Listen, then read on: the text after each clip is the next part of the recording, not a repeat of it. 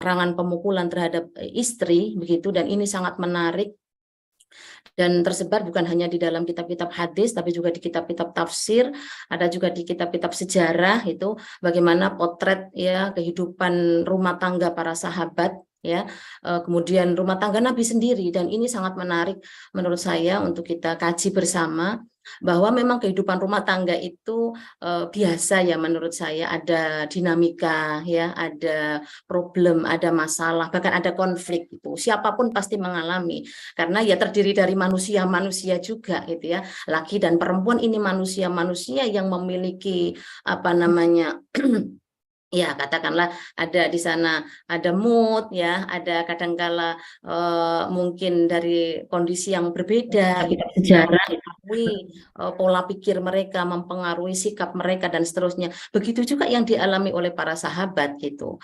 Di lampiran itu Mbak Esti, mohon maaf tadi saya baru serahkan ini ya, itu bukan semacam apa ya tulisan tapi hanya catatan saja. Saya tidak saya tidak sempat bikin ini, saya hanya berikan semacam catatan sederhana dan saya sertakan hadis-hadisnya secara apa adanya, karena kalau kita mau apa namanya cantumkan semua hadis itu ada 300 lebih Mbak, itu ada 300 sekian, dan saya hanya milih yang relevan saja gitu.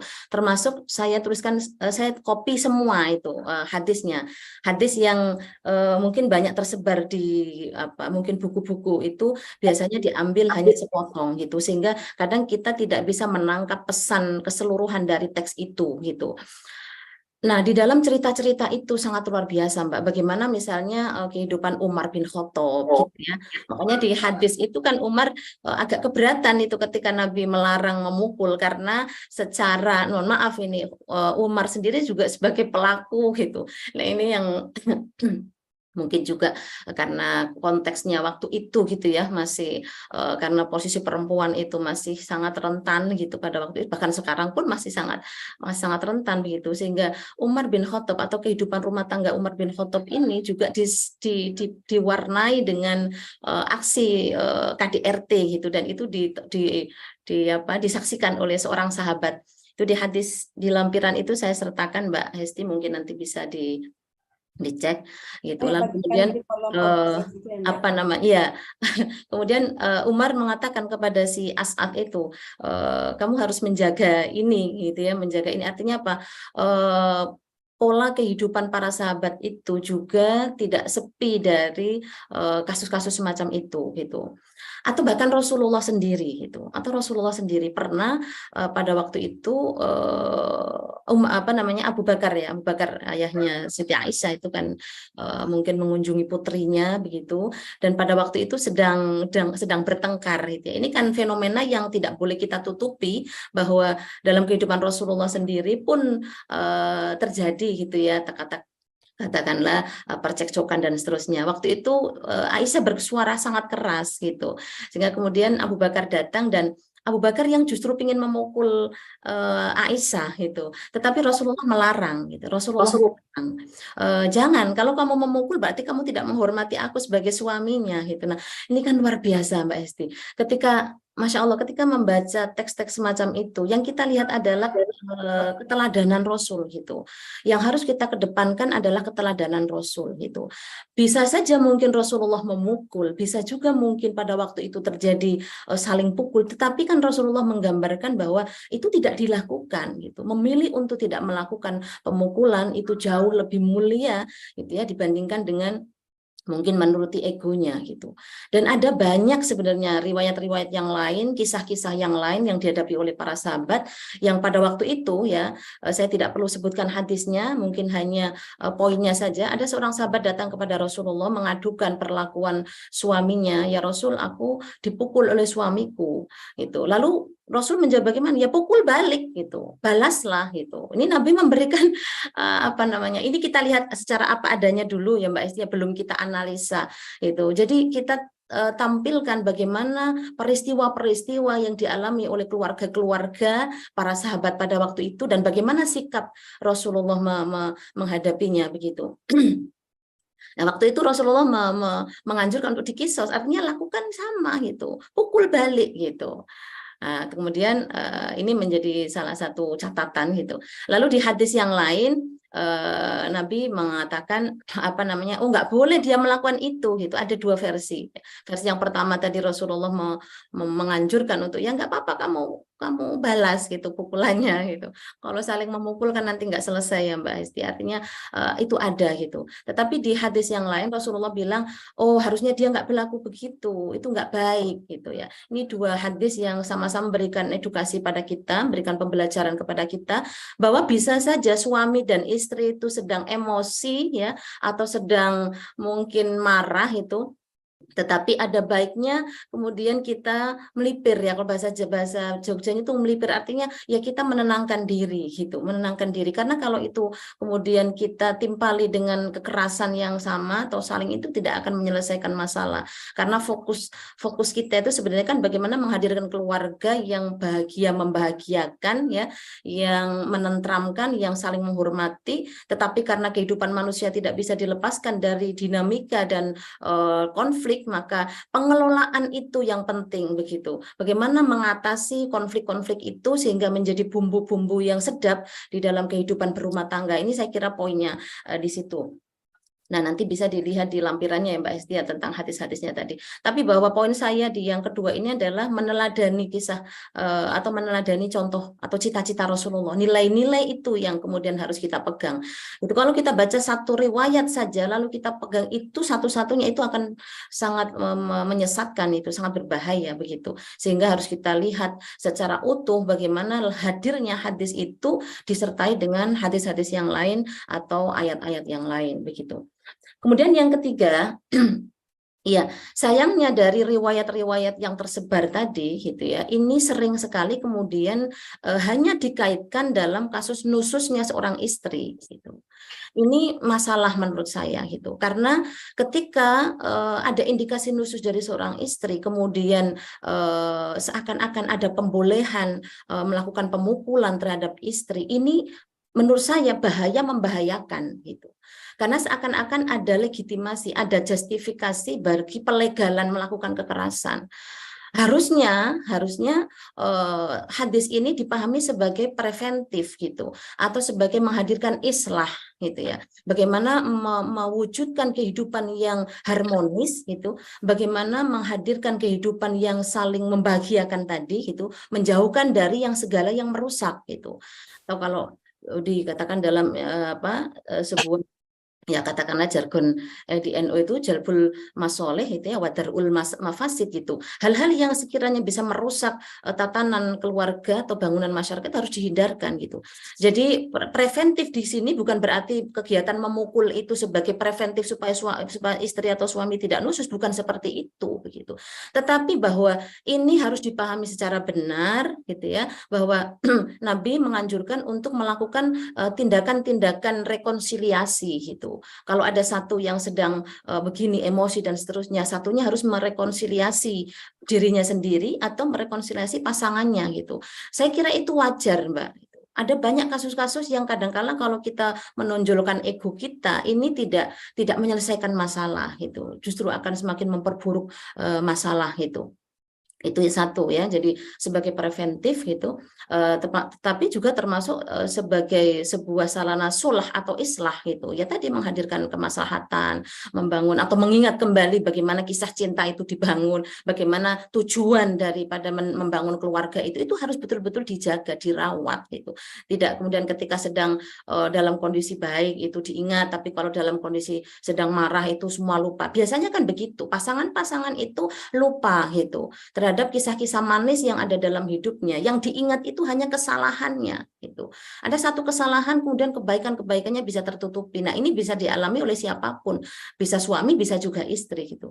Jadi ini yang menjadi poin saya yang ketiga adalah hadirnya hadis ini harus dipahami sebagai islah itu, sebagai rekonsiliasi dan sebagai langkah preventif. Sebab kalau tidak seperti itu, ini bisa bahaya dan membahayakan gitu. Poin saya di situ, di bahaya membahayakan. Kenapa kok bahaya? Karena tadi gitu, ada banyak kisah-kisah atau banyak kasus-kasus yang justru, mohon maaf, ini kan pernah ada kasus seorang pendakwah itu yang kemudian justru oh itu kan ada dalam Al-Qur'an perintah memukul istrinya yang nusus. Nah, ini kan tidak mengedukasi gitu. Itu kalau diucapkan oleh seorang pendakwa ya bahaya gitu. Jadi laki-laki itu akan menemukan momentumnya gitu loh, kan ada dalam Quran. Nah, ini bahaya Mbak, itu sangat berbahaya dan ini harus dihentikan yang seperti itu. Kan harus kemudian kita pahami secara apa namanya yang sebaliknya. Oh, berarti pesan ini sebenarnya ditujukan untuk bagaimana membangun keluarga ini dari ya diingatkan tentang tujuan utamanya, itu membangun keluarga yang sakinah, yang mawaddah, yang harmonis itu. Karena kita diberikan tanggung jawab untuk bagaimana mendidik anak-anak kita. Bagaimana kita mau mendidik anak-anak kita secara benar, secara baik kalau kondisi batin kita sedang tidak baik-baik saja dengan pasangan kita, ini pasti akan sangat berbahaya. Itu, nah, posisi kita ini kan sebenarnya dalam bagaimana menyuarakan gitu ya, bagaimana menyuarakan teks-teks agama ini, pemahaman-pemahaman agama seperti ini secara benar gitu, supaya bisa mengurangi ya perilaku-perilaku kekerasan di sana gitu, mengimbangi supaya tidak didominasi oleh bahasa-bahasa agama yang keras seperti itu. Ini tidak sesuai dengan nilai-nilai yang diajarkan oleh Rasulullah begitu. Itu yang pertama ya. Maaf, itu yang tadi yang ketiga. Jadi bisa berbahaya dan bisa membahayakan. Membahayakan kenapa? Karena pemukulan ini bukan solusi gitu. Ada banyak orang mengatakan bahwa memukul istrinya ini adalah sebagai edukasi, seperti yang disampaikan Umar tadi, itu bukan edukasi gitu. Edukasi yang dimaksud adalah takdib. Takdib itu apa? Mengedepankan akhlak gitu. Mendidik istri, mendidik suami dengan akhlak. Tidak kemudian dengan kekerasan, karena kalau dengan kekerasan bukan malah menyelesaikan masalah sekali lagi, tapi justru akan memperuncing masalah, akan menimbulkan sakit hati dari istrinya, akan ada dendam di sana, tidak akan selesai-selesai gitu. Dan ini membahayakan bagi kedua belah pihak dan membahayakan bagi hubungan dengan anak dan keluarga gitu. Juga akan mempengaruhi relasi sosialnya. Kalau dalam rumah tangga terjadi cekcok seperti itu dan tidak selesai, lalu dia bekerja, bagaimana dia bisa bekerja dengan baik kalau suasana hatinya sedang tidak baik begitu? Maka perempuan-perempuan memang harus bahagia. Bagaimana caranya bahagia? Ya kita harus kenali diri kita, bagaimana supaya kita bisa ya bahagia menghadapi kehidupan itu. Karena kalau hanya mengandalkan pasangan itu susah Mbak gitu. Karena ada pasangan itu yang cueknya luar biasa, ada yang mungkin kayak kayu ya gitu. Jadi dia tidak pernah merasa apa sih yang diinginkan istrinya atau sebaliknya begitu.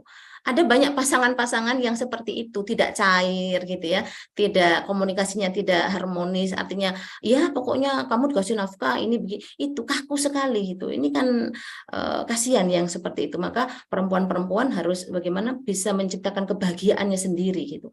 Kalau saya tuh sering katakan begini ya katakanlah pada ibu-ibu gitu ya, Bu, bahagia itu sederhana gitu ya. Misalnya kita tuh masak kok matang itu bahagia, kita mencuci kering itu bahagia sekali, dan itu cukup kemudian ya membangun mood kita dalam sehari itu gitu. Jadi tidak perlu kemudian yang sifatnya materialis gitu ya.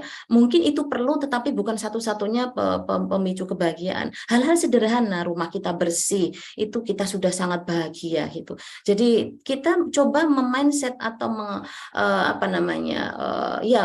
pola pikir kita itu yang harus kemudian kita rubah gitu, bahwa sesuatu yang sangat sederhana pun bisa membantu mood kita gitu. Sesekali mungkin kita perlu me time gitu ya, dengan ya apa yang dilakukan, mungkin olahraga atau mungkin nyanyi asal kita bisa bahagia di hari itu, mengawali hari dengan itu penting Mbak Esti itu yang kemudian ketika kita sudah mengenal diri kita, apa kebutuhan kita, apa yang membahagiakan kita, itu kita lakukan, tidak harus menunggu suami membahagiakan kita. Saya biasanya begitu Mbak, atau ini yang saya lakukan gitu ya. Saya tuh kan senang misalnya kayak lihat badminton itu senang gitu. Jadi saya itu biasanya lihat badminton yang mungkin sudah berlalu tapi menang gitu. Indonesia menang, lalu saya lihat dan itu saya cukup bahagia meskipun itu sudah berlalu gitu. Ini contoh-contoh sederhana, atau dengar sholawat misalnya, atau dengar musik gitu. Itu boleh gitu untuk membangkitkan kebahagiaan kita gitu, supaya siap tadi ya menjalankan aktivitas di pagi hari itu itu butuh mood gitu, harus kita bangun moodnya. Nah itu saya kira Mbak Hesti. Nah lalu yang mungkin yang terakhir ini adalah pendapat para ulama ya. Saya mengutip dan saya berterima kasih kepada Kiai Fakih dan saya temukan banyak sekali tulisan-tulisan Kiai Fakih terkait dengan ini dan saya hanya membahasakan ulang atau menyampaikan ulang gitu untuk mengingatkan diri saya sebenarnya gitu. Ada di Kupipedia juga ada tentang kompilasi hadis-hadis itu. Kemudian saya bersyukur dapat tema ini karena sudah banyak tulisan-tulisan. Sebenarnya kemarin saya mau ngangkat tentang perempuan harus merdeka dari perilaku kekerasan karena momentumnya Agustusan gitu. Tetapi ya saya lebih lebih apa ya lebih senang untuk menghadirkan pembacaan secara objektif saja tentang hadis ini gitu. Karena kalau yang seperti itu mungkin sudah banyak sekali. Tapi bahwa ini juga sebagai momentum untuk bagaimana upaya kita supaya perempuan bisa merdeka dari segala bentuk kekerasan yang dialami ya, kekerasan tidak hanya secara fisik ya, tapi juga psikis, tapi juga ekonomi, tapi juga sosial dan seterusnya. Masih banyak yang seperti itu dan saya sering menangis Mbak Esti ketika mendengar cerita-cerita dari beberapa orang yang masih mengalami seperti itu. Dan itulah pentingnya kita menyampaikan meskipun sedikit, meskipun tidak terlalu signifikan atau tidak terlalu dominan, tapi bahwa keberpihakan kita pada gerakan anti kekerasan seperti itu penting untuk kemudian kita lakukan. Nah, ini Mbak Esti ya pendapat para ulama ya. Yang pertama dalam konteks larangan memukul tadi ini justru oleh Atha bin Robah itu dikatakan sebagai tindakan yang makruh mendekati haram ya. Makruh itu artinya apa? Sesuatu yang tidak disukai gitu. Justru ketika dia atau pemukulan itu menyebabkan kerusakan, bisa patah, bisa secara permanen, itu menjadi haram gitu. Jadi perilaku itu haram. Mencegah sesuatu yang jauh lebih buruk itu harus lebih diutamakan dari hanya sekedar ya sudah nggak apa-apa, nggak boleh begitu gitu. Jadi kita harus betul-betul preventif terhadap perilaku-perilaku itu karena bisa saja mengarahkan pada perilaku yang destruktif gitu, yang bisa merusak. Ada banyak kok kasus-kasus yang dialami para sahabat-sahabat perempuan itu yang sampai pipinya memerah, memar, kemudian ada yang tangannya sampai patah gitu ya. Nabi waktu itu mengatakan, ya udah ceraikan saja kalau misalnya dia punya tabiat yang buruk. Makanya hadis itu kan di akhir Nabi katakan bahwa laki-laki yang melakukan pemukulan terhadap istrinya, dia bukan lelaki yang baik gitu. Dia bukan lelaki yang baik itu menurut saya cukup menjadi katakanlah harus kita garis bawahi, bukan laki-laki yang baik kalau dia masih suka ringan tangan kepada istrinya. Nah itu pendapat Atha bin. Kemudian adalah Al-Qurtubi ya. Al-Qurtubi mendidik tadi itu adalah takdib ya, bukan kemudian dengan ya sekonyong-konyong gitu ya memukul itu tidak gitu. Tapi tujuan mendidik itu apa itu ya? Untuk tadi menciptakan keluarga yang sama-sama baik, yang menghormati, yang menghargai satu sama lain, yang bahagia membahagiakan, tidak hanya bahagia dirinya sendiri. Suami kalau memukul istrinya bahagia itu enggak baik begitu itu. Harus bahagia membahagiakan. Gitu karena apapun yang dilakukan suami itu bisa dipertanggungjawabkan gitu, itu harus dipertanggungjawabkan di hadapan hukum gitu.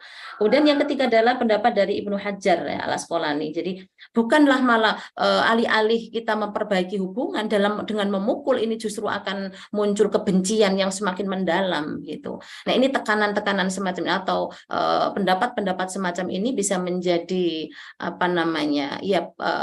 pertimbangan-pertimbangan hukum gitu untuk menafsirkan atau memahami hadis secara sepotong karena atau secara tekstual kan itu sangat berbahaya. Sekali lagi sangat berbahaya. Harus dilihat secara utuh hadis itu atau dikuatkan dengan teks yang lain. Makanya saya katakan bisa saja dia yufasiru ba'du ba'dun, menafsirkan satu dengan yang lainnya, saling menafsirkan. Yang kedua bisa menguatkan yu'akidu ba'du ba'dun, tapi juga yang terakhir bisa yunasikhu ba'du ba'dun, bisa menegasikan satu dengan yang lainnya. Kalau ternyata ayat tentang nusyuz tadi kan ada fadribuhunna ya, perintah memukul ini tidak sejalan dengan nilai-nilai ajaran itu, ya sudah dihapuskan keberlakuannya, bukan dihapuskan secara teksnya gitu, tapi tidak dilakukan gitu ya karena bertentangan dengan nilai atau hadis-hadis yang lain gitu.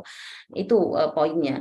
Kemudian Ibnu Ashur juga begitu merekomendasikan bahwa negara harus mengatur dalam bentuk undang-undang gitu supaya perilaku-perilaku seperti itu bisa benar-benar dipertanggungjawabkan. Gitu. Nah, yang menarik juga Quraisy Shihab mengatakan bahwa sebenarnya memukul di situ bukan tugas suami gitu, karena tugas edukasi suami itu hanya pada sampai wahjuruhunna gitu, yaitu memisahkan tadi, artinya ya biasalah ya, kalau suasana batin sedang tidak enak tidur itu kan kemudian juga tidak ini ya, ya saling singkur-singkuran lah begitu, tidak harus pisah ranjang sebenarnya gitu. Tapi sama di ranjang yang sama, tetapi satu menghadap ke sana, satu menghadap ke sini. Itu jauh lebih baik, karena kalau pisah ranjang itu menurut saya malah kurang bagus gitu, akan berpikir atau berimajinasi yang lain. Tapi kalau hanya singkur-singkuran begitu, nanti ada momen di mana kemudian akan kembali bersatu begitu dalam kasur yang sama.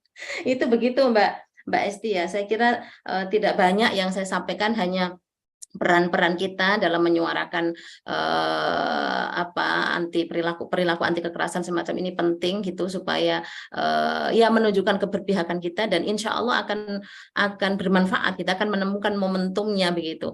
Jadi tidak kenal lelah itu. Saya Masya Allah sangat menghormati gitu ya, atau sangat ya katakanlah berterima kasih gitu dengan tim Mubadala, dengan YK Fakih dan semuanya, termasuk Bu Nyai Nur Rofiah gitu ya, yang sudah memberikan pencerahan gitu kepada kita semua gitu, termasuk kepada saya pribadi. Saya kira itu saja Mbak Hesti. Mohon maaf saya tidak bisa menyebutkan semuanya yang hadir hari ini, itu saya tidak melihat satu persatu, semua saja mudah-mudahan diberkahi oleh Allah, diberikan hari yang baik, yang berkah, dan bisa maslahat untuk kehidupan kita sehari-hari. Terima kasih. Mohon maaf Kiai Fakih kalau ada banyak kekurangan, ada banyak kesalahan. Wabillahi taufik wal hidayah. Wassalamualaikum warahmatullahi wabarakatuh. Waalaikumsalam warahmatullahi wabarakatuh. Terima kasih banyak Mbak Wahyuni. Pagi ini saya positif sekali, dan saya memang mendengar pemaparan Mbak ini sampai tidak terasa kalau sudah pukul 6 dan sudah waktunya Kang Fakih untuk menjelaskan. Langsung saja Kang Fakih untuk melanjutkan pemaparan terkait hadis ini, atau dari perspektif yang berbeda. Silakan Kang. Terima kasih Mbak Hesti dan terutama Mbak Wahyuni ya. Ini kalau mau balighah banyak seperti ini keren kita nanti insya Allah. Assalamualaikum warahmatullahi wabarakatuh. Waalaikumsalam warahmatullahi wabarakatuh. Wassalatu wassalamu ala Rasulillah wa ala alihi wa sahbihi wa mawalah amma ba'd. Saya mungkin tidak bicara kontennya karena sudah disampaikan dengan begitu baik oleh Mbak Yuni. Saya tertarik dengan metodologi tadi yang sudah juga dikupas sedemikian cukup ya oleh Mbak Yuni juga, terkait dengan anggaplah bagaimana memahami teks-teks Islam. Jadi tadi malam jam berapa ya? Jam 1 kalau nggak salah, saya pasang status Facebook juga bahwa ketika kita membaca Quran, membaca hadis dan buku-buku agama, lalu kita terdorong berdampak untuk melakukan kebaikan, itulah yang namanya hidayah itu. Tetapi kalau justru sebaliknya, dengan alasan Quran, dengan alasan hadis, dengan alasan agama, kita justru melakukan atau terdorong untuk melakukan keburukan, maka itu bukan hidayah, itu adalah nafsu. Itu sesungguhnya nafsu belaka. Jadi, dan logika seperti ini, inilah sepertinya yang bisa kita lihat dari teks hadis ini. Kalau kita lihat ini kan, misalnya kalau kita memandang teks hadis ini sebagai sumber kajian, maka kira-kira ada 3 logika di sini ini. Pertama, logikanya laki-laki, kedua logikanya perempuan, ketiga logikanya Nabi gitu. Logikanya laki-laki kan ya saya harus menguasai perempuan. Saya nggak mau perempuan akan melawan, kan ada kata-kata itu irna. Perempuan nanti akan melawan. Saya kan harus menguasai, saya harus, nanti ada kata-kata tadi muncul juga dari Mbak Yuni. Kan ada di Quran memukul itu gitu. Padahal juga ada di Quran wa'ashiruhunna bil ma'ruf. Kenapa nggak pakai wa'ashiruhunna? Nah, ini logika satu, logika laki-laki di mana dia pengen nguasain, pengen mendidik, tapi dengan caranya sendiri, pengen perempuan tidak rewel, tidak bawel dalam perspektif dia ya, pengen tidak melawan dan lain-lain. Nah, ini logika laki-laki. Logika perempuan, dia ingin bahagia seperti kata Mbak Yuni tadi. Dia tidak ingin dipukul. Dia tidak ingin dilakukan hal-hal yang membuatnya akan sakit, membuatnya akan, ini jelas logika perempuan muncul di teks ini. Nah, pertanyaannya di antara dua logika ini, mana yang islami? Kan begitu, mana yang islami? Nah, ini konteks bagaimana kita merujuk kepada teks itu, bagaimana caranya? Nah, kalau kata Mbak Yuni tadi kan ada metode yufassiru, metode yunasihu. Itu menurut saya itu metode lama, metode yang ya, dan itu bisa membantu tentu saja. Tapi metode yang menurut saya lebih menguatkan, lebih mudah itu ya kembali kepada visi Islam. Apa visi Islam itu? Rahmatan lil alamin. Nah, pertanyaannya, mana dua logikanya yang lebih rahmah lil alamin? Kan begitu caranya itu. Mana yang akhlakul karimah? Tadi sudah muncul metodenya Mbak Yuni juga.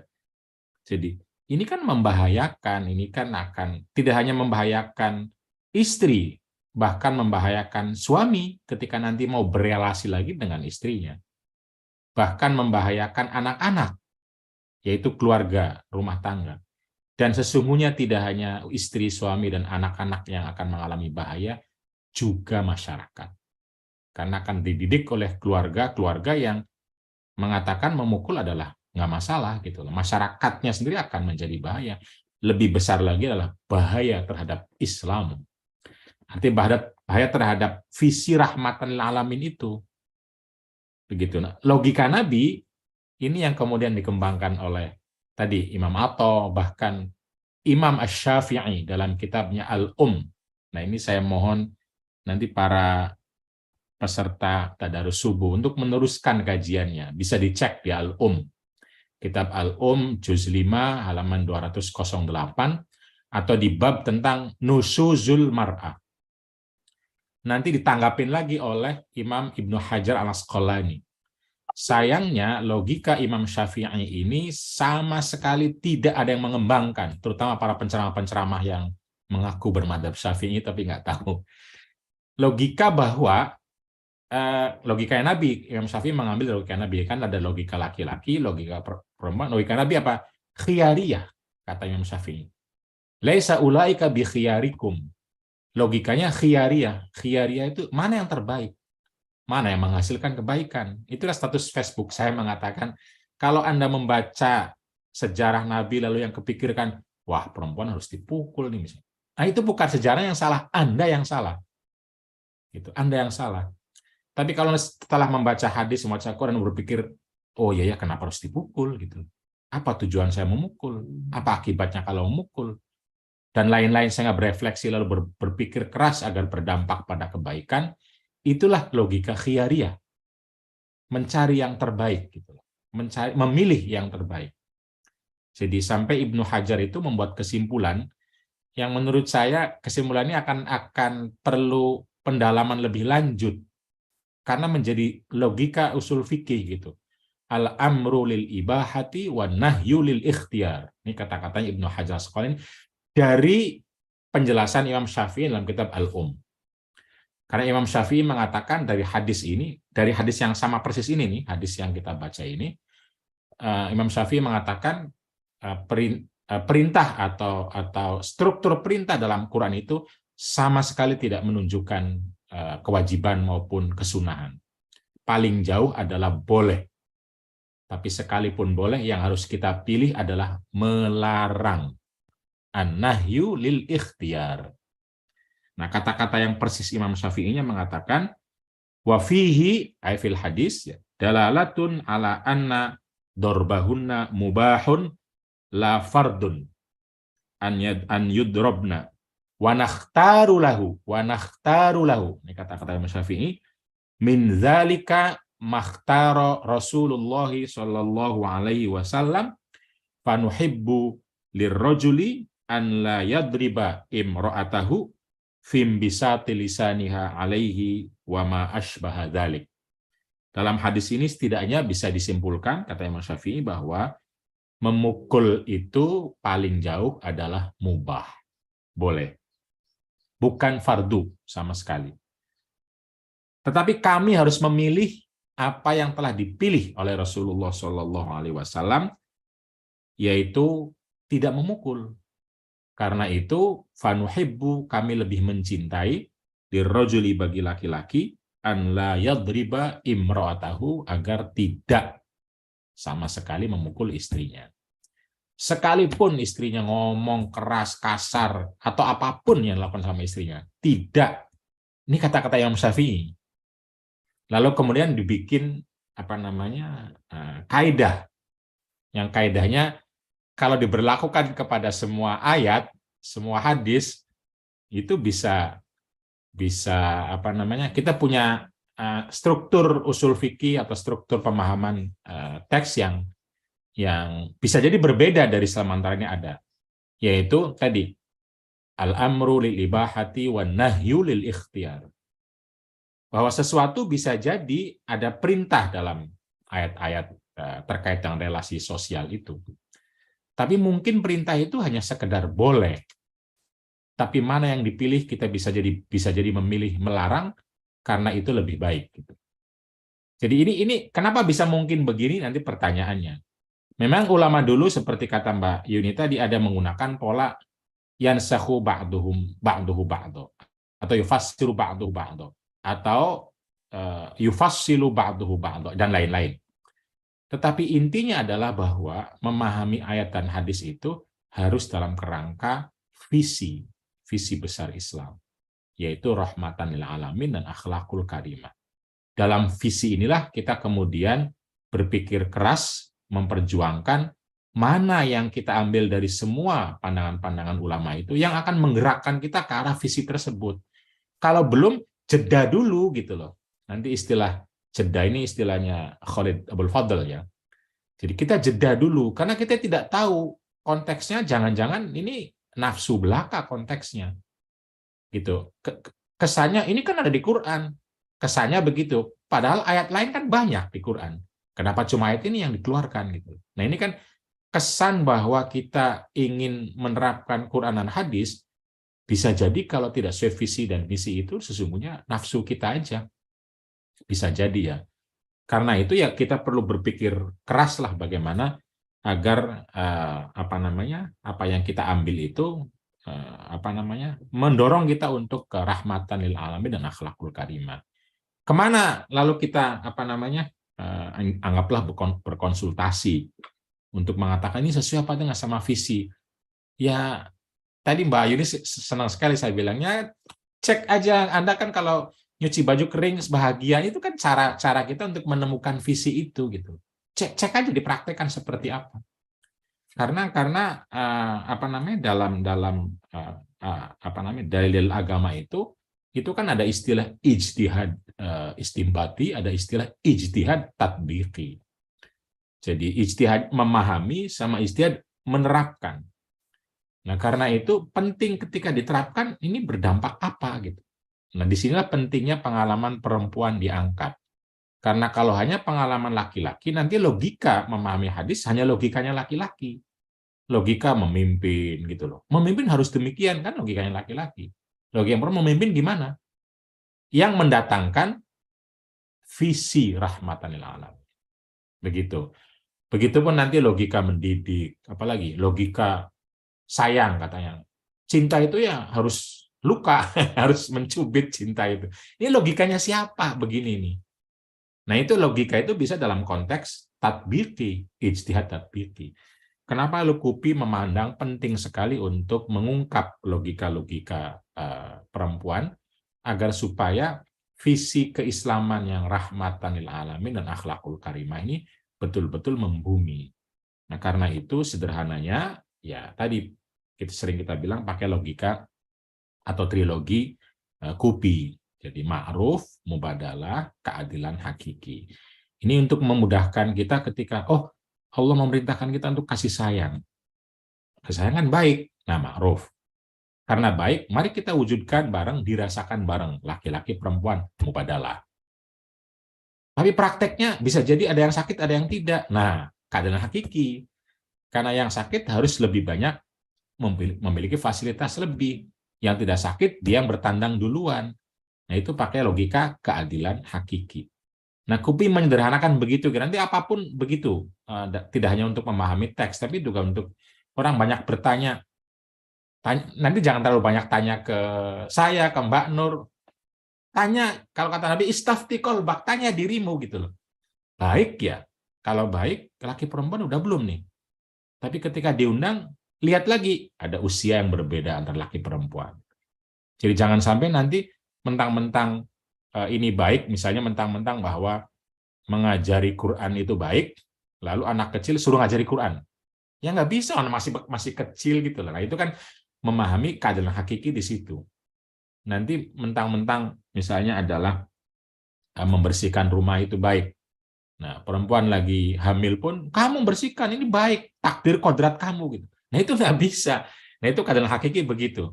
Melihat usia yang berbeda, terutama kalau konteks laki perempuan secara umum ya, biologis sosial perempuan berbeda, itu perlu diperhatikan. Nanti usia yang berbeda, jabatan yang berbeda, kekayaan yang berbeda. Nah, perbedaan ini harus dilihat agar jangan sampai orang yang sudah dapat banyak nuntut lebih banyak lagi gitu loh.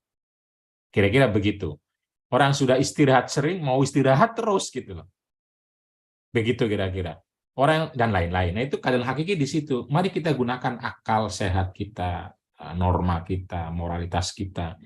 Jadi sesungguhnya ya kalau mau lebih lebar lagi, saya ingin mengkritik dalam tanda kutip pendekatan beberapa orang yang menyebutnya sering ulama atau cendekiawan progresif atau feminis yang tidak ingin menggunakan hadis. Itu kan banyak sekali. Jadi Quran aja, kalau mau other gender jangan pakai hadis. Kan di hadis itu ada perempuan sumber fitnah, macam-macam lah gitu. Nah, ini contoh bagaimana hadis mewarnai Quran. Qurannya kan fadribuhunna, tapi hadisnya la tadribu ima Allah. Karena itu hadis dan Quran harus dibaca utuh dengan logika visi. Bukan dengan logika mana kuat mana lemah gitu antara Quran dan hadis. Jadi karena kalau pakai logika anggaplah Muslim progresif yang ingin mengurangi bahkan memotong habis peran Al-Quran, kita tidak punya ini. Karena Quran punyanya dalam konteks pemukulan fadribuhunna. Sementara hadis banyak sekali la tadribu ima Allah. Laisa ulaika bi khairikum. Kana nabiyyu la yadribu imra'atahu. Itu banyak sekali hadis begitu. Jadi artinya ini salah satu contoh bagaimana hadis adalah ruang untuk menerjemahkan atau mengaplikasikan Quran pada wilayah ijtihad tatbiqi. Tentu saja ada hadis-hadis lain yang bisa jadi secara literal dalam tanda kutip bermasalah, tetapi kalau dibacanya dalam konteks seperti kata Mbak Yuni tadi, dalam konteks di mana masyarakat berbeda-beda, situasi berbeda-beda, kita harus menemukan spiritnya, kita harus menemukan visinya, karena itu tidak bisa pendekatan hanya hukum belaka, nggak bisa, hukum belaka itu nggak bisa, karena kalau hukum belaka tadi, kisos itu hukum saja, tapi pendekatan kita adalah pendekatan menyelesaikan masalah misalnya. Sehingga tidak serta-merta bahwa KDRT itu betul, itu buruk, tapi pendekatannya cuma satu, yaitu memukul lagi misalnya. Atau memenjarakan. Atau karena itu kan dalam pendekatan konseling ada istilah bagaimana menguatkan penyintas misalnya. Nah itu karena belum tentu hukum itu, tapi hukum tetap penting untuk bisa mendidik secara keseluruhan masyarakat ya. Jadi ini juga penting untuk diperhatikan bahwa ya lagi-lagi kalau menurut saya pendekatan KUPI dalam memandang Quran, hadis, tradisi fikih, di mana semua itu adalah rujukan kita tentang memahami sekaligus memberlakukan visi rahmatan lil alamin dan akhlakul karimah. Nah, kalau itu yang menjadi metodologi atau perspektif, maka kita akan terus berdinamika, mempertanyakan diri. Bisa jadi maknanya betul ijtihad, istimbati. Tapi belum tentu pemaknaannya betul secara visi, ijtihad, tatbiqi. Begitu. Dan itu perlu terus berdinamika. Dalam konteks berdinamika inilah penting untuk melibatkan bahkan wajib untuk mengungkapkan pengalaman perempuan. Sehingga keberislaman, kerahmatan, akhlakul karimah itu tidak hanya secara abstrak, secara konsep adalah ma'ruf, tapi secara konkret di lapangan adalah juga ma'ruf dengan mubadalah dan keadilan hakiki. Nah, ini contoh bagaimana hadis berdinamika dengan ayat Al-Quran dalam konteks tertentu yang dinamika ini bisa kita teruskan. Apa dinamikanya? Ya mewujudkan kerahmatan dan akhlakul karimah tadi, baik untuk istri, untuk suami, untuk anak-anak, untuk keluarga, untuk masyarakat, dan lebih besar lagi adalah untuk Islam kita. Pertanyaannya nanti, sebesar apa keislaman kita? Sebesar apa kerahmatan kita? Sebesar apa akhlakul karimah kita dalam mewujudkan nilai-nilai besar tadi. Jadi ya, saya senang sekali dan berharap akan lebih banyak lagi orang-orang seperti Mbak Wahyuni ini. Terima kasih. Baik, terima kasih Kang Fakih, terima kasih Mbak Yuni. Beneran pemaparan pagi ini tuh kayak relate sekali dan memang sangat bermanfaat ya untuk kita yang kadang pemahamannya memang harus manut sama suami dan bla bla bla seterusnya begitu. Nah, hadirin, setelah pemaparan dari dua narasumber ini, kita akan membuka sesi diskusi kepada hadirin yang ingin menyampaikan pendapat atau juga ingin bertanya atau menimpali pendapat narasumber, boleh raise hand. Sudah ada Mbak Ellen Yasa. Nah, ini Mbak Ellen ini jamaah tadarus subuh yang rajin ini, Kak Waki. Baik, langsung saja dipersilakan Mbak Ellen, sudah bisa dibunyikan mikrofon.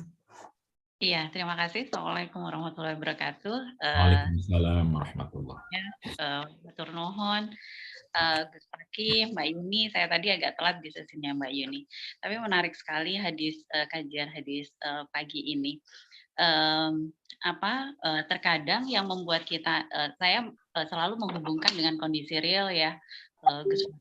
Jadi bagaimana cara kita untuk menyampaikan itu gitu ketika ke suami, bahwa suami punya pemahaman sendiri gitu bahwa istri harus manut, harus tidak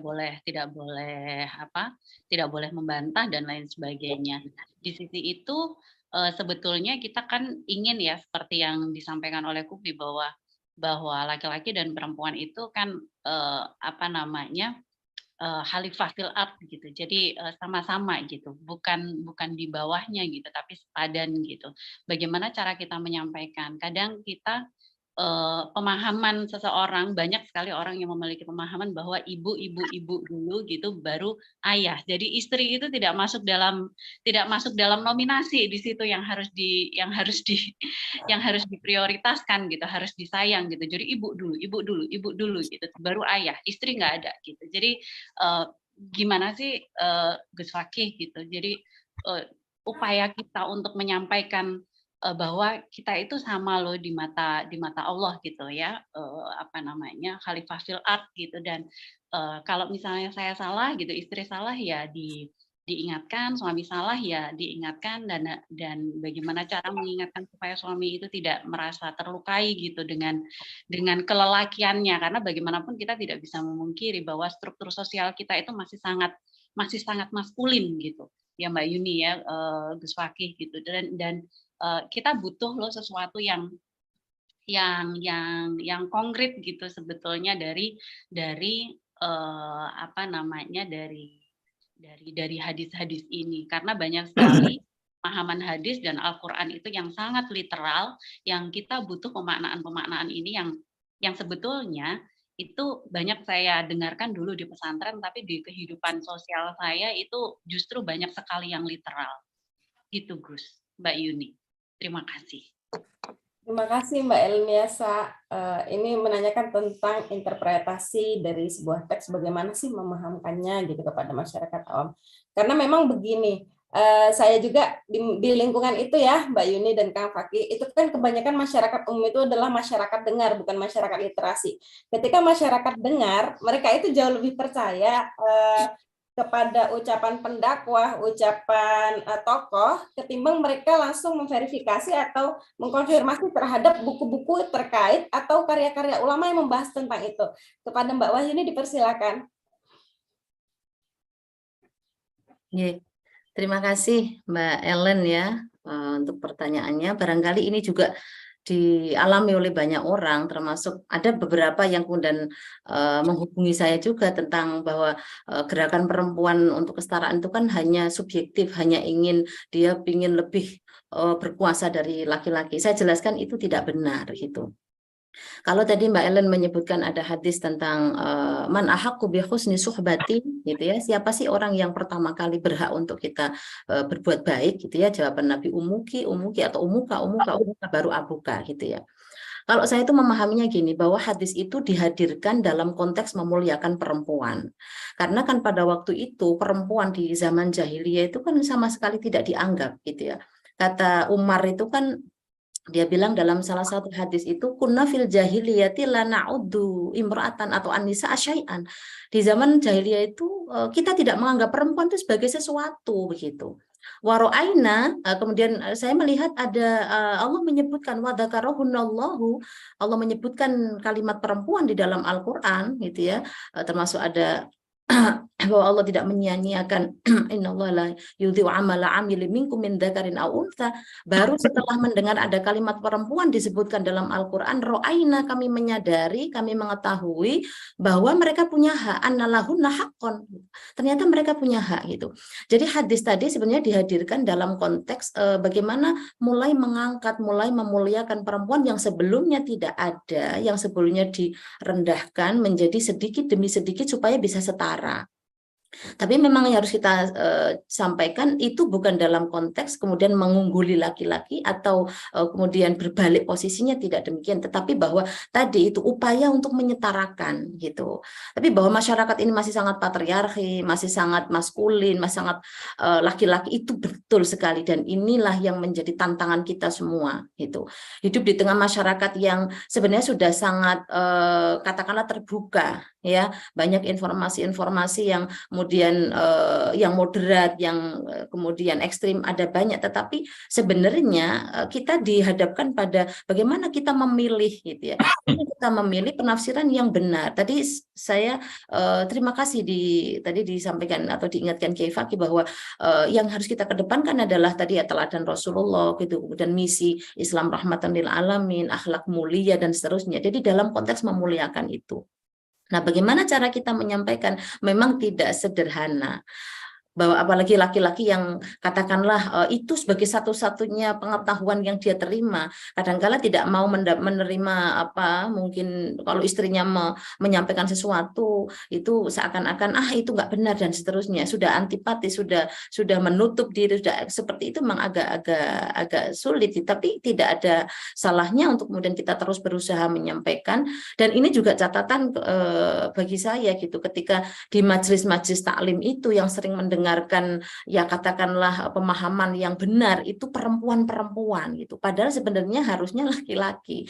Nah, masalahnya adalah ketika si istri menyampaikan hasil dari apa yang dia peroleh di pengajian itu tidak diterima oleh laki-laki. Nah, di sini kan semakin kemudian memperkuat itu ya anggapan laki-laki itu bahwa ya itu benar, karena mereka nggak mau menerima gitu. Tetapi kita tetap harus kemudian menyampaikan, ya minimal dari diri kita, minimal dari keluarga kita. Kalau saya tuh gini, Kiai Fakih ya, biasanya kalau ada misalnya suami salah gitu ya, lalu kita tidak kemudian buru-buru menjudge bahwa oh kamu salah bikin begini enggak. Tapi saya kemudian menyampaikan begini, bahwa ini manusia, kita sama-sama bisa melakukan kesalahan. Kalau kemudian jenengan salah gitu ya, harus mengingatkan bahwa oh ya aku ternyata salah. Jadi ketika istri salah itu tidak langsung udah diomelin gitu. Saya selalu begitu gitu. Jadi ketika salah ya kita tunggu beberapa waktu untuk kemudian kita sampaikan. Nah, itulah ternyata memang manusia itu ada salahnya gitu. Jadi salah tidak hanya di pasangan tapi termasuk diri kita juga bersalah. Nah, sebenarnya pola-pola seperti itu biasa jadi diberlakukan di dalam keluarga-keluarga gitu. Terus melakukan edukasi atau tidak henti-hentinya kita menyampaikan bahwa Ini loh teladan Rasulullah, ini loh Islam itu membawa kedamaian, membawa akhlak karimah, membawa anugerah dan seterusnya. Mungkin seperti itu, Mbak Ellen. Mohon maaf kalau ada kekurangan. Baik, terima kasih Mbak Yuni. Kang Fakih mau menambahkan atau cukup kita ke pertanyaan Saya mau menantang semua orang. Ini dengan pertanyaan Mbak Ellen, menurut saya kan kita tertantang semua untuk mengumpulkan catatan atau pengalaman bagaimana kita semua menjawab logika laki-laki tadi. Jadi mungkin jawabannya bisa jadi buku oleh Afkaruna, misalnya perempuan menjawab logika laki-laki, atau Kupi menjawab logika, misalnya, atau apalah. Tadi soal, kan perempuan harus taat, itu gimana menjawabnya ya? Tapi yang praktis dan efektif gitu loh. Nah, karena kalau hanya berdasarkan Quran, seperti kata Mbak, belum tentu laki-laki itu dengar Quran, belum tentu. Nah kan pengalamannya kan beda-beda gitu loh, beda-beda. Jadi karena itu bisa jadi tentu kita mungkin ya dari pengalaman berbeda-beda itu ada yang menggunakan pendekatan logik ya, logika laki-laki pendekatannya. Ada pendekatan mungkin berbeda, ada pendekatan pengalaman. Kalau pertanyaannya bagaimana? Ya banyak yang sudah dilakukan, cuma juga kita tidak tahu mana yang efektif kan begitu, karena struktur sosial sedemikian besar itu. Artinya kita terus perlu berbuat bersama-sama. Tapi kalau banyak yang melakukannya, itu insya Allah, karena ya laki-laki kan pasti perlu perempuan, sebagian perempuan perlu laki-laki. Dan kalau dia tahu banyak perempuan pengen menjadi manusia yang dimengerti, dihargai dan lain-lain, ya dia nggak akan punya siapa-siapa nantinya. Kalau laki-laki terus akan menjadi dengan logikanya sendiri tanpa mendengar, memperhatikan logika perempuan misalnya. Artinya sebenarnya bukan soal nantinya ya, bukan soal benar salah, tapi soal sebesar apa keberimbangan kita untuk menghadirkan logika-logika tadi. Nah karena itu ini mumpung ada Mbak Hesti nih, bisa nggak coba kita kumpulkan nih praktek nyata mengimbangi logika begitu.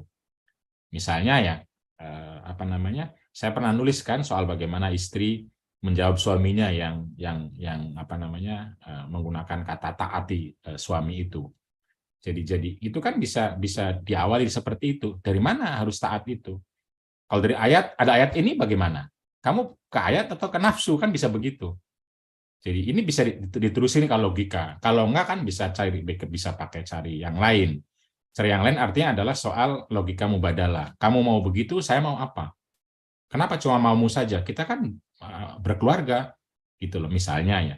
Dan logika-logika lainnya mungkin bisa ditemukan. Jadi kalau hanya bertanya bagaimana, sesungguhnya ya kalau kita mendengar, paling tidaklah saya membaca status-statusnya Mbak Yuni, Mbak Lulu Farida, Mbak Nur, itu sudah banyak cara itu yang dilakukan dan beberapa efektif. Cuma jangan hanya dalam kutip ya pengalamannya Mbak Yuni saja, pengalamannya Mbak Lulu saja, Mbak Nur saja, atau saya atau siapa. Coba kalau dikumpulkan, kan mengumpulkan begini, apa omongan laki-laki, bagaimana menjawabnya yang efektif.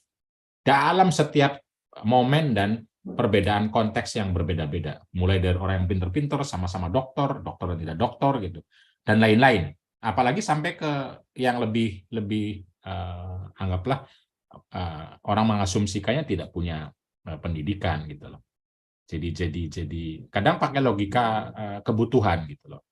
Jadi sederhana sekali beberapa logika, paling tidak di tetangga saya itu logika sambal juga digunakan.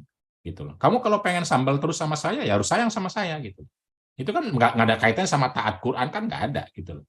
Nah, itu penting untuk mengenalkan kepada masyarakat, dalam hal ini mungkin perempuan, ketika menjawab laki-laki tidak selamanya harus menggunakan narasi ceramah agama dan lain-lain.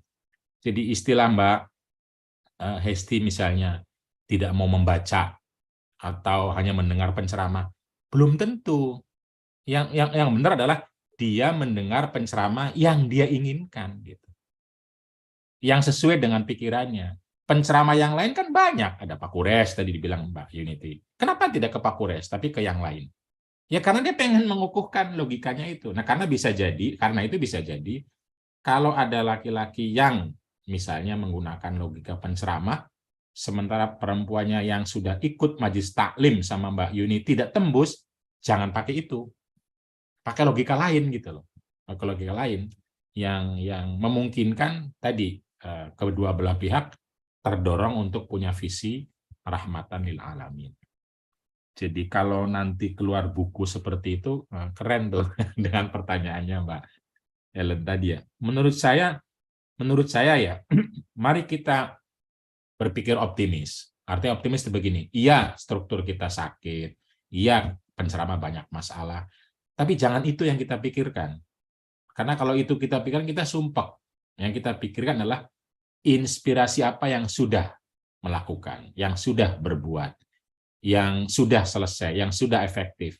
Mari kita pikirkan sebanyak mungkin, lalu kita munculkan, kita pasang di status Facebook, kita terbitkan, kita bicarakan. Kalau ini membesar, yang itu akan mengecil.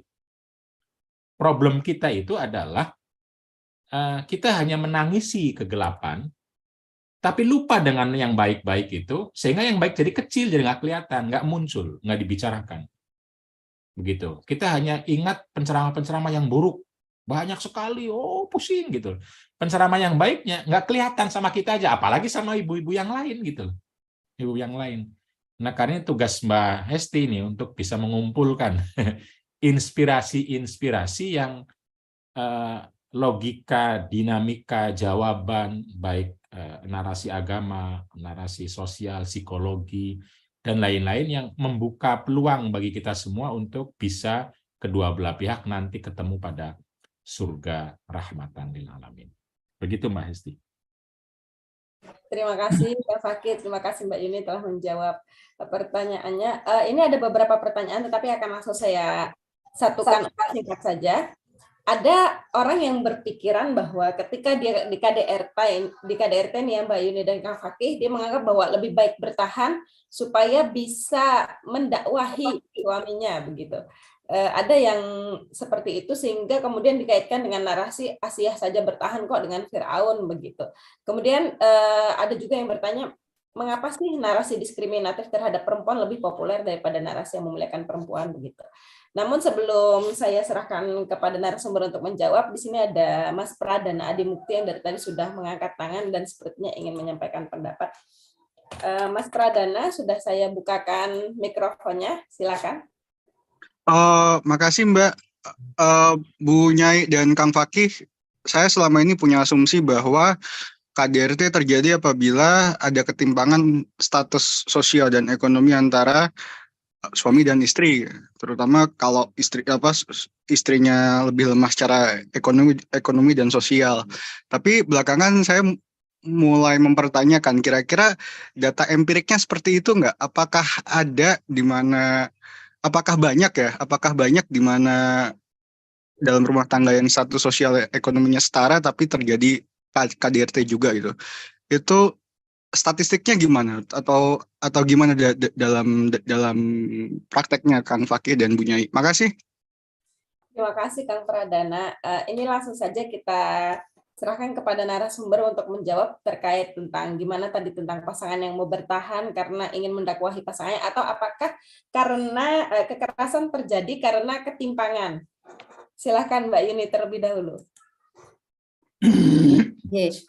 Makasih Mbak Esti ya. Memang kadang-kala kalau kita lihat kasus-kasus yang tersebar di sekeliling kita itu Masya Allah itu dengan berbagai macam versinya, dengan berbagai macam dinamikanya gitu. Dan ini memang menggerakkan kita semua untuk berpikir bagaimana sih sebenarnya keluarga-keluarga itu harusnya dibangun gitu ya. Karena begini, kalau satu keluarga itu yang katakanlah gitu ya, satu pasangan katakanlah satu misalnya memiliki kecenderungan yang atau karakter yang jauh dari mungkin tadi petunjuk bahwa Islam itu adalah yang rahmatan lil alamin, bahwa yang dikedepankan itu adalah akhlak mulia gitu ya. Maka yang ditonjolkan hanya egonya gitu. Hanya ya mungkin pengaruh juga dengan budaya gitu ya, bahwa laki-laki itu yang kemudian harus dihormati, karena dia sebagai pemimpin, sebagai penguasa dan seterusnya. Saya kira itu masih banyak terjadi gitu. Nah, bagaimana sikap kita ketika ada seorang perempuan yang di KDRT suaminya lalu dia memilih untuk bertahan gitu ya. Saya kira pertahanan itu sekuat apa? Kalau misalnya, karena itu kembali kepada perempuan ya, kepada perempuan. Kalau perempuan merasa bahwa dia sudah tidak sanggup, ada kok ruang-ruang untuk kemudian kita menyampaikan itu gitu. Jadi jangan kemudian rasa sakit itu dipendam sendiri gitu. Hanya gara-gara kemudian aku ingin bertahan karena Asia saja bertahan, atau siapapun itu bertahan atas perlakuan suaminya. Saya kira ini harus terukur gitu. Karena kita kan juga berhak untuk menikmati kehidupan yang baik supaya ibadah kita juga tidak terganggu dengan kondisi-kondisi yang mungkin gitu ya, yang menyakitkan gitu. Dan di agama kan juga bisa ada memperbolehkan ya, kalau sudah tidak ada katakanlah cara untuk bagaimana kita mendapatkan keadilan atau mendapatkan kebahagiaan dengan suami yang mungkin pemarah atau yang dia suka memukul dan seterusnya, dia bisa mengambil jalur-jalur yang bisa mungkin dia lebih dapatkan gitu keadilannya. Jadi kembali lagi kepada si perempuannya gitu. Kalau misalnya kita bertahan, dan itu banyak yang terjadi gitu, karena anak-anak misalnya gitu ya, saya kasihan nanti kalau kemudian kita berpisah, nanti akibatnya akan pada anak-anak, dan ini banyak yang sebenarnya itu juga mulia sebenarnya, tetapi jangan sampai kemudian perilaku suaminya ini kemudian dibenarkan gitu. Yang salah itu kan yang perilakunya itu gitu. Gimana caranya kemudian suami menyadari bahwa itu perilaku yang tidak benar gitu loh. Tentunya bukan satu-satunya cara adalah bercerai atau kemudian berpisah gitu, tapi bagaimana supaya itu tidak dilakukan oleh suaminya lagi atau kemudian tidak berulang gitu ya, karena dia berhak menikmati kebahagiaannya, karena keluarga itu dibangun sama-sama untuk bisa menikmati atau bisa merasakan kebahagiaan satu sama lain gitu. Tapi bahwa mirisnya itu ini masih ada, masih banyak yang terjadi seperti itu. Perempuan tidak punya pilihan apakah bertahan atau mengajukan itu gitu. Tapi bahwa perempuan yang mau memilih untuk ini diadukan gitu ya, itu boleh gitu, tapi dengan cara yang baik gitu. Kan sering juga ada ketika ada pasangan suami yang tidak cocok satu sama lain kemudian berpisah, lalu yang terjadi adalah bermusuhan, misalnya menjelekkan satu sama lain. Ini juga memprihatinkan sebenarnya gitu. Jadi rumah tangga yang tadi dibangun atas dasar kesadaran bahwa kita ini khalifah fil ard, yang harus menjadi katakanlah atau mampu mewujudkan kehidupan keluarga yang baik, anak-anak yang baik, teladan yang baik, ini harus dikedepankan itu. Bukan hanya ya sudah kalau saya nggak cocok saya pulangkan atau seperti itu, tidak. Jadi semua kembali kepada pribadi masing-masing. Kalau sudah punya komitmen untuk membangun keluarga ini secara baik dengan tujuan yang baik, saya kira itu harus selalu diingat gitu. Sehingga ketika ada dinamika, ketika ada konflik, ada problem semacam itu bisa dikomunikasikan, itu bisa dibicarakan bersama gitu, bahwa ini jauh dari tujuan kita gitu, harus kembali ke sini. Bila perlu ada rekonsiliasi dengan katakanlah di pihak-pihak tertentu gitu, untuk kemudian di sharing dan seterusnya supaya menemukan solusinya gitu. Jangan kemudian perempuan memendam sendiri gitu, itu sangat menyakitkan gitu. Dan ya, itu memprihatinkan sekali kalau menurut saya gitu. Jadi perempuan-perempuan yang masih bertahan dengan KDRT itu sangat mulia, tetapi bukan kemudian kita harus mengorbankan diri kita untuk terus dijadikan bulan-bulanan suami gitu. Ya harus diberikan pemahaman, harus diberikan edukasi itu supaya itu tidak menjadi kebiasaan yang buruk begitu. Itu tadi satu ya. Yang kemudian yang kedua tadi tentang pertanyaan Mas Pradana tadi ya, bagaimana prosentasenya gitu.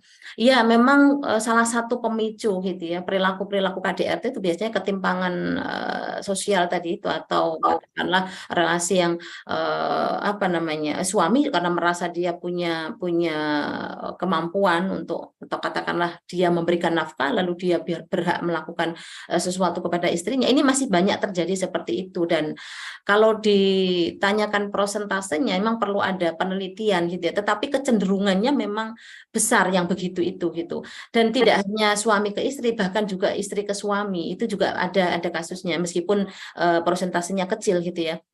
Jadi biasanya kalau pasangan antara suami dan istri ini apa namanya statusnya tidak, kalau dalam bahasa agama itu kan mukafa'ah ya, tidak setara, itu biasanya bisa memicu terjadinya ketimpangan-ketimpangan seperti itu, dan bisa saja terjadi kekerasan. Nah, harusnya enggak demikian gitu ya. Harusnya enggak demikian. Ketika kita memilih pasangan kita apapun itu ya sudah kompleksitasnya seperti itu, sehingga masing-masing harus kemudian belajar atau bisa berproses bersama-sama gitu, dengan selalu mengingat tujuan pernikahan yang dibangun begitu. Tidak yang ditonjolkan adalah status sosialnya sehingga satu boleh melakukan ini yang lain tidak. Saya kira itu ya Mbak Esti ya. Terima kasih. Terima kasih Mbak Yuni. Kak Fakih mau menambahkan atau? Ya, banyak kalau mau menambahkan. Ya, silakan Kak Fakih. Jadi kalau pertanyaannya lebih baik bertahan atau bagaimana? Ya tentu saja hidup ini kompleks ya. Kalau menggunakan nilai dasar kita ya seperti kata teman-teman di grup tadi, ya ngapain gitu, hempaskan saja. Tapi kita juga kan harus memahami, maksudnya mengerti dan memahami kenapa ada perempuan yang seperti itu. Nah, karena itu kalau dalam konteks konseling kan yang harus ditekankan bukan langsung hempaskan saja, tapi masing-masing mengenali konsekuensinya. Jadi ketika bertahan, apa konsekuensinya? Harus kenal, betul, jangan sampai jadi norma gitu loh. Norma bertahan lebih baik, nah itu yang norma itu yang tidak boleh kalau jadi norma. Karena kalau jadi norma seakan-akan dia yang lebih baik. Tapi kalau dalam situasi dia, keadaan dia, dan dia tahu konsekuensinya itu lebih baik, ya untuk dia, bukan untuk semua orang. Bukan untuk semua perempuan gitu loh. Karena yang ideal, seperti kata Mbak Yuni, tidak ada kekerasan. Idealnya kan begitu, idealnya. Tapi ya tentu karena kompleksitas yang berbeda-beda, kita tidak tahu, itu tidak bisa diidealkan gitu loh. Intinya nggak bisa diidealkan, tetapi mungkin kita perlu memahami, kita tidak tahu kenapa beberapa perempuan merasa perlu bertahan. Karena bisa jadi kan ada faktor-faktor lain, tidak sekedar ekonomi, tidak sekedar sosial gitu. Kita tidak tahu. Tapi yang penting nggak boleh diidealkan, dan dia sadar konsekuensinya, dan tentu saja kalau dia bisa lepas, ya menurut saya justru ya lebih baik. Nah, karena itu pertanyaannya kan, kenapa ya tadi narasi diskriminasi kalau lebih terkenal? Ya, saya juga tidak tahu dalam arti begini. Berita itu misalnya akan lebih dikenal berita buruk dibanding berita baik. Maka ada istilah bad news is good news. Jadi kalau saya berbuat baik setiap hari, nggak akan ada beritanya. Begitu saya berbuat buruk sekali, itu hancur seluruh kehidupan saya. Ya, begitu memang saya nggak tahu rumusnya kenapa begitu ya, rumus suasana kita sepertinya begitu. Nah, adakah hubungannya sama struktur otak kita yang sering disebut sebagai reptilian itu? Reptilian itu artinya memang pengen nguasain orang. Kalau nguasain orang kan menjelekkan dulu gitu loh. Begitu jelek kan kita merasa lebih hebat, lebih bisa nguasain. Nah, ini struktur otak kita itu kan reptiliannya lebih tinggi. Kenapa lalu agama hadir? Rahmatan, akhlak kan untuk mengurangi daya buruk reptilian kita itu. Jadi struktur sosial kita ini secara umum kan yang akan dilihat, yang akan terkenal, yang buruk-buruk gitu loh. Kalau yang baik itu susah diangkatnya gitu loh, nggak terangkatnya susah, mudah terlupakan. Istilah orang itu kan, Anda termasuk ke pasangan kita ya, kita berbuat baik berkali-kali itu biasa saja. Begitu berbuat buruk sekali, kamu ini nggak ngerti-ngerti, nggak paham-paham, gitu aja nggak bisa, itu keluar tuh. Jadi ya karena itu kenapa lalu perlu pengajian seperti mengingatkan kita semua. Kita ini hidup dalam struktur yang seperti itu. Sosialnya, psikologinya, politiknya juga, dan lain-lainnya. Nah, karena itu, seperti yang saya bilang, mari tugas kita adalah mewujudkan, membesarkan inspirasi-inspirasi kebaikan.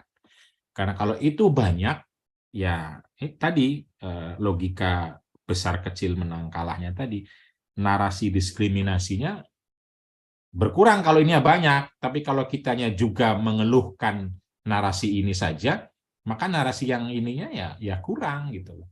Hadis itu kan puluhan ribu, tapi yang dikenal itu yang fitnah, yang setan, yang dikenal itu.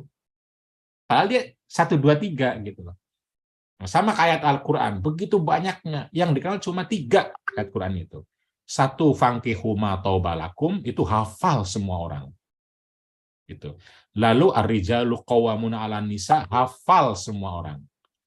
Lalu tadi fadribuhunna, laki-laki hafal semua tuh suami-suami itu. Tapi ayat-ayat yang lain yang begitu banyak sekali, saya mengumpulkan sampai 100 lebih di Qiraah Mubadalah itu. Ya, kamu dari mana?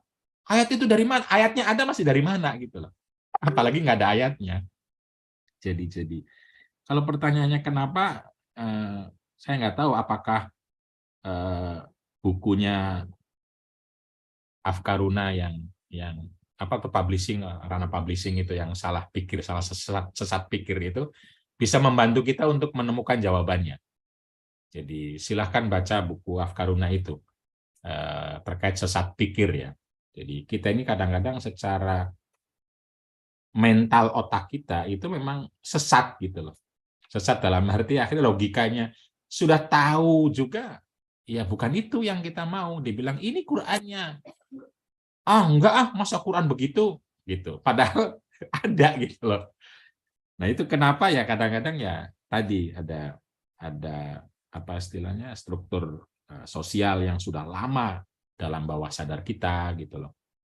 Ada apa namanya struktur yang membuat kita apa namanya bergerombol itu kira-kira ya. Jadi kita ini di NU misalnya, yang lain di Muhammadiyah gitu. Itu akan mempengaruhi cara berpikir kita dalam mengambil keputusan dan lain-lain. Nah, kalau pertanyaannya apakah betul asumsi ketimpangan relasi itu menjadi faktor terjadinya KDRT? Benar, tapi tidak mutlak. Jadi tidak mutlak itu artinya ya tidak semuanya, karena hidup ini kompleks tadi. Tadi saya nggak tahu Mbak Halimah itu saya belum baca ya, ada di komen katanya ini ada Elkis yang punya kajian bahwa orang yang setara pun mungkin terjadi kekerasan. Kenapa itu bisa terjadi? Karena relasi itu tidak hanya terkait dengan suami dan istri. Gitu. Suami istrinya mungkin sudah setara. Setara dalam arti tadi, setara sosial, secara ekonomi, sama-sama kuat, sama-sama mandiri, sama-sama pinter. Tapi kita tidak sadar bahwa di luar itu ada struktur sosial yang membuat laki-laki itu secara sosial dia punya alasan untuk mendidik perempuan tidak gitu loh. Begitu kira-kira. Nah, ini kan tetap rentan gitu loh. Rentan. Nah, nanti anggaplah sosialnya sudah pun itu tetap saja ada anggaplah nafsu-nafsu dan lain-lain yang memungkinkan itu terjadi KDRT itu. Jadi salah satu analisis memang ketimpangan relasi, tapi tidak satu-satunya, karena kompleks hidup ini. Ada soal psikologi, ada soal sosial nanti. Sosial artinya suami istrinya selesai, mertuanya nggak selesai, tetangganya nggak selesai.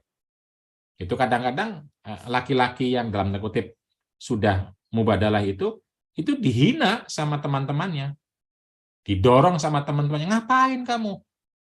Dan lain-lain.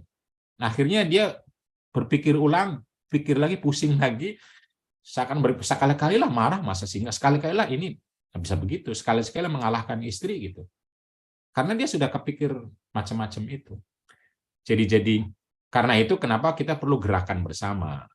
Karena setara saja di rumah tangga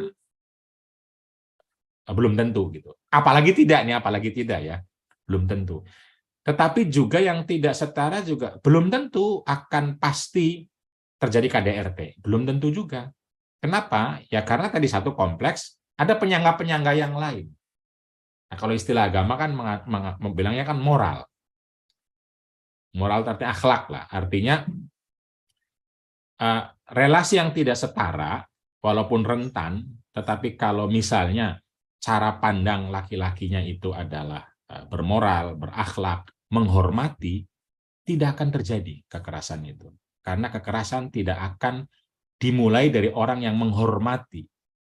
Walaupun pasangannya misalnya secara status sosial lebih rendah. Misalnya PRT, apalagi istri ya, kalau dia menghormati PRT-nya walaupun sosialnya lebih rendah, kalau menghormati, nggak mungkin melakukan kekerasan kalau menghormati itu. Nah, karena itu kenapa Mubadalah perlu mengatakan hormati, hormati, hormati, dia manusia, dia mulia gitu. Karena kalau sudah punya cara pandang mulia, sekalipun secara sosial, secara ekonomi lebih rendah, insya Allah nggak ada KDRT. Nah, ini bedanya analisis sosial dalam tanda kutip apa ya, sosiologis, atau saya nggak tahu apakah yang mengatakan ketimpangan sosial itu siapa, saya nggak tahu ya. Tapi intinya kalau analisis tadi kan ekonomi dan sosial. Begitu ekonomi sosialnya timpang, itu pasti KDRT. Saya bilang tidak. Rentan iya, tapi tidak. Karena banyak relasi suami istri yang secara sosial timpang, tapi nggak terjadi KDRT. Banyak sekali. Kenapa? Ya karena dia punya cara pandang tadi. Cara pandang yang menghormati. Nah, cara pandang yang menghormati itu bisa dilatih salah satunya dengan agama. Walaupun tidak semua ya, dengan akhlak dan rohmah gitu. Karena hidup ini tidak akan semuanya bisa setara, nggak ada gitu. Nanti setara di sesuatu bisa jadi tidak setara di yang lain. Misalnya ekonomi sama sosial setara, tapi fisiknya tidak. Misalnya, nanti sakit tidak sakitnya tidak setara, usia tidak setara. Atau yang bawaan lahir, apa bawaan lahir? Misalnya suku, secara suku tidak setara. Jadi untuk setara 100% itu nggak akan bisa. Karena itu agama mengawalinya dengan cara pandang. Karena kalau kita pengen setara ekonomi dan sosial itu hampir tidak mungkin. Nggak mungkin suami istri pendapatannya sama misalnya. Atau sama-sama bisa mandiri, itu nggak mungkin. Bisa suaminya yang lebih tinggi, bisa istri yang lebih tinggi, bisa sama-sama tinggi tetapi kebutuhannya berbeda gitu. Nah karena itu tentu saja kesetaraan penting, tetapi kalau menurut saya, kalau dalam kamus Mubadalah, pertama adalah martabah. Yang kedua adalah, yang ketiga maslahah. Martabah itu cara pandang dulu, bukan setara dulu gitu. Setara dalam arti sosial ekonomi mandiri tadi ya.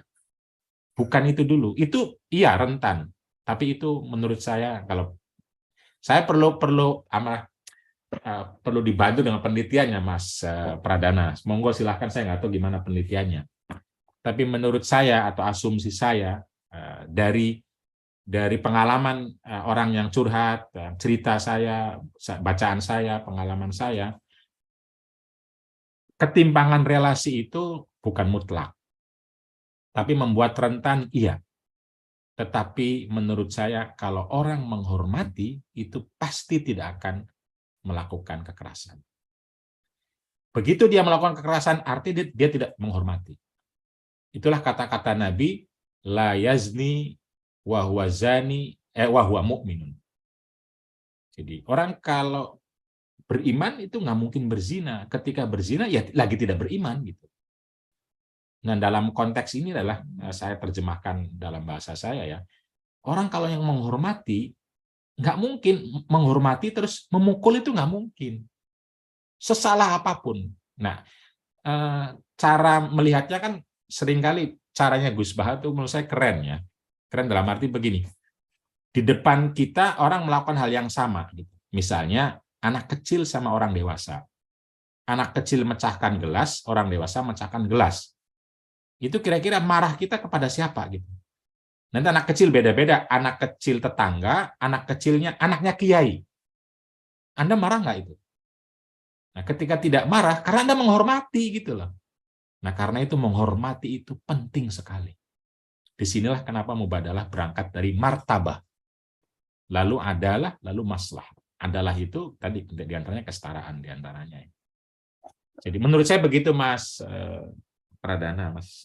Tapi ya tentu saja kalau pertanyaannya data-data saya tidak punya ya. Monggo silahkan para peneliti untuk bikin penelitian soal itu.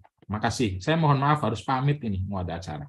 Baik, terima kasih Kang Fakih, terima kasih juga Mbak Wahini, dan juga terima kasih kepada seluruh hadirin yang telah bertanya. Buah semangka, buah duren, narasumber kita semuanya keren. Pagi ini Terutama Mbak Yuni.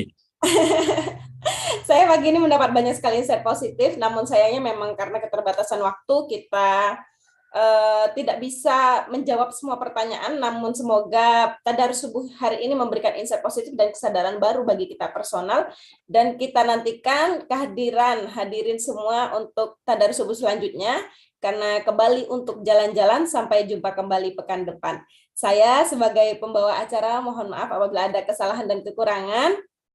Pergi sendiri ke Kampung Durian Runtuh. Saya pamit undur diri. Wassalamualaikum warahmatullahi wabarakatuh. Waalaikumsalam warahmatullahi wabarakatuh. Terima kasih Mbak Yuni, Mbak Hesti, dan Matur nuwun teman-teman. sekali Kiai. Mohon maaf kalau Saya banyak pamit ya. kekurangan. Assalamualaikum Nggih. warahmatullahi Matur wabarakatuh. nuwun. Nggih. Makasih Mbak Esti. Terima Mohon kasih maaf banyak ya. Mbak Yuni. Ya ampun, senang sekali. Ya. Terima kasih Mbak. Ya, mohon maaf saya tadi nggak bisa menyebutkan semua, ada Mbak Vivi.